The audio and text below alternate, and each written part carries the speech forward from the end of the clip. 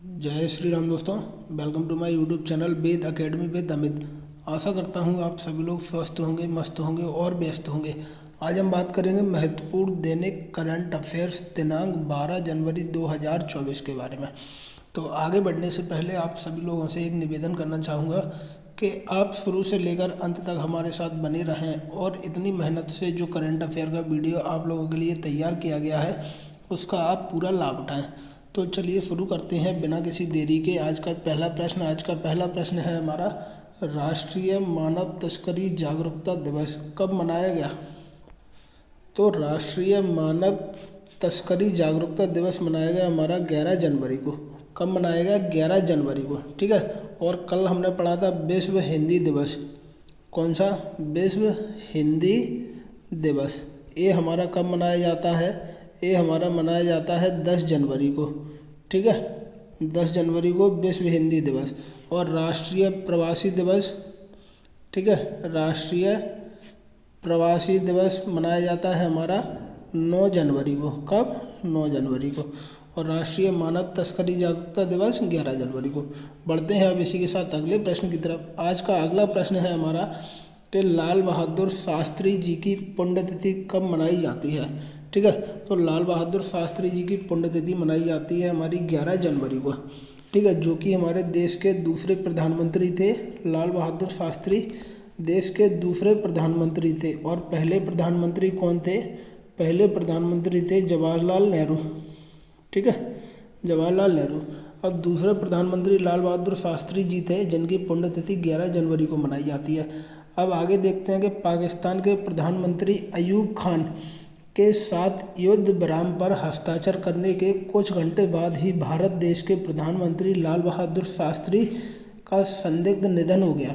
11 जनवरी 1966 की रात देश के तत्कालीन प्रधानमंत्री जी की मृत्यु हो गई। ताशकंद समझौते पर हस्ताक्षर करने के बाद उसी रात उनकी मृत्यु हो गई। दरअसल भारत और पाकिस्तान के मध्य एक युद्ध हुआ था, जिस युद्ध के पश्चात 1966 में शास्त्री जी ताशकंद गए थे, जो कि सोवियत संघ में पड़ता था पहले और अब उज्बेकिस्तान की राजधानी है चूँकि। तो शास्त्री जी वहाँ पर गए थे एक समझौते के लिए। वो समझौता करने के बाद ही शास्त्री जी का निधन हो गया, इसीलिए इस खबर को उससे जोड़ा जाता है, ठीक है। हमें याद रखना है कि ताशकंद समझौता किन दो देशों के मध्य हुआ? तो भारत और पाकिस्तान के। उस समय प्रधानमंत्री कौन थे? तो भारत के प्रधानमंत्री थे लाल बहादुर शास्त्री और पाकिस्तान के प्रधानमंत्री थे अयूब खान। और उनकी मृत्यु कब हुई लाल बहादुर शास्त्री जी की? तो 11 जनवरी 1966 को, ठीक है। बढ़ते हैं अब अगले प्रश्न की तरफ। अगला प्रश्न है हमारा आज का कि हेनले एंड पार्टनर्स के 2024 के पासपोर्ट इंडेक्स में भारत कौन से स्थान पर रहा है? ठीक है। तो हेनले एंड पार्टनर के 2024 के पासपोर्ट इंडेक्स में भारत की रैंक है 80वीं, ठीक है, 80वीं रैंक, 80वें स्थान पर भारत रहा है। अब 2023 में भी भारत की यही रैंक थी, जो कि 2024 में है कौन सी? 80वीं, ठीक है। अब देखते हैं 2023 में भारत के लोग 57 देशों में बिना वीज़ा ट्रैवल कर सकते थे, जबकि इस साल यह आंकड़ा बढ़कर 62 हो गया है। मतलब भारत का जो 80वां स्थान है ना, उसके हिसाब से भारत अब कुल मिलाकर 62 देशों में यात्रा करने के लिए वीज़ा की ज़रूरत नहीं पड़ेगी। बिना वीज़ा के ही भारत के लोग 62 देशों में यात्राएं कर सकते हैं, ठीक है। और पिछले 5 सालों से जापान का पासपोर्ट दुनिया का सबसे ज़्यादा पावरफुल पासपोर्ट है। यानी कि पहले स्थान पर किस देश का पासपोर्ट रहा है? पहले स्थान पर रहा है जापान का, ठीक है। याद रखेंगे हम, भारत 80वें स्थान पर। बढ़ते हैं अब अगले प्रश्न की तरफ। अगला प्रश्न है हमारा आज का, स्वच्छता सर्वे 2023 में 1 लाख से अधिक आबादी वाले शहरों में 7वीं बार पहले स्थान पर कौन सा शहर रहा है? यानी कि स्वच्छता सर्वे 2023 में भारत का सबसे स्वच्छ शहर किसे बनाया गया है? तो इंदौर को। और इंदौर लगातार 7वीं बार सबसे स्वच्छ शहर बना है, क्योंकि इस बार सूरत को भी इंदौर के साथ संयुक्त रूप से पहला स्थान मिला है, ठीक है।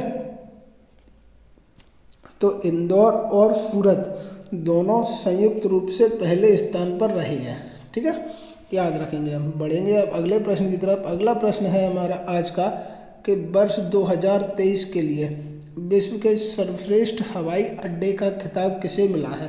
तो 2023 के लिए विश्व के सर्वश्रेष्ठ हवाई अड्डे का खिताब मिला है सिंगापुर के चांगी हवाई अड्डे को। किसको?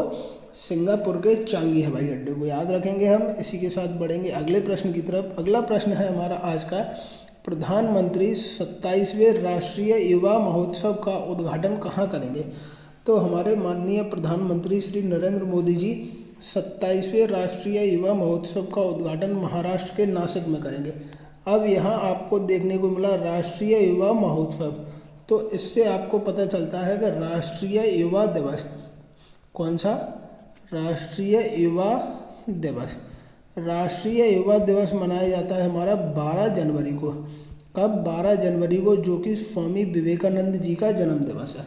ठीक है, याद रखेंगे हम। बढ़ेंगे अब अगले प्रश्न की तरफ। अगला प्रश्न है हमारा आज का, 2024 में यूनेस्को की विश्व धरोहर समिति की अध्यक्षता और मेजबानी कौन सा देश करेगा?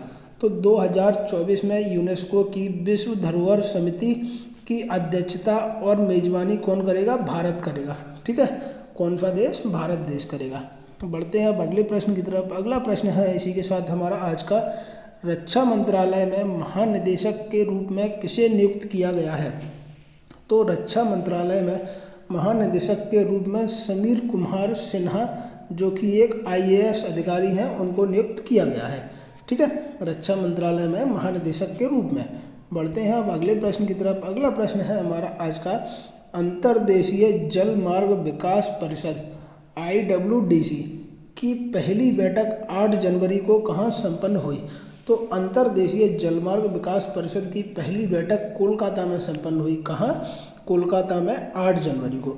इसी के साथ बढ़ते हैं हम अगले और अंतिम प्रश्न की तरफ। आज का अगला और अंतिम प्रश्न है हमारा, वेरी मोस्ट इम्पोर्टेंट प्रश्न है। ठीक है, याद रखना आप इसको।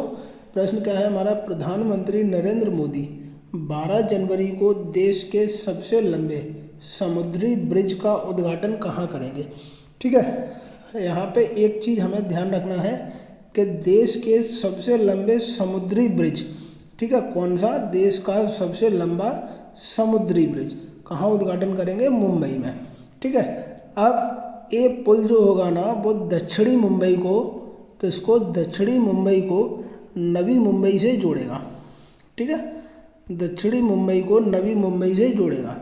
अब 21.8 किलोमीटर ब्रिज का नाम अटल सेतु रखा गया है। पेपर में आपके लिए प्रश्न आ सकता है, देश के सबसे लंबे समुद्री ब्रिज का क्या नाम है? तब आप लगाएंगे अटल सेतु। और यह कहाँ पर स्थित है? मुंबई में। और इसकी लंबाई कितनी है? 21.8 किलोमीटर। और यह किसको किससे जोड़ता है? दक्षिणी मुंबई को नवी मुंबई से। ठीक है, इतने इसके पॉइंट बनेंगे। इसी के साथ हमारा आज का करंट अफेयर पूरा हुआ। आशा करता हूँ आपको करंट अफेयर अच्छा लगा होगा। अगर आपको करंट अफेयर का ये वीडियो अच्छा लगा है तो प्लीज़ आप चैनल को लाइक कीजिए, शेयर कीजिए और सब्सक्राइब कीजिए। और ऐसे ही बने रहिए हमारे साथ डेली करंट अफेयर के लिए। मिलते हैं कल नए करंट अफेयर के साथ। तब तक अपना बहुत बहुत ध्यान रखिए। बहुत बहुत धन्यवाद।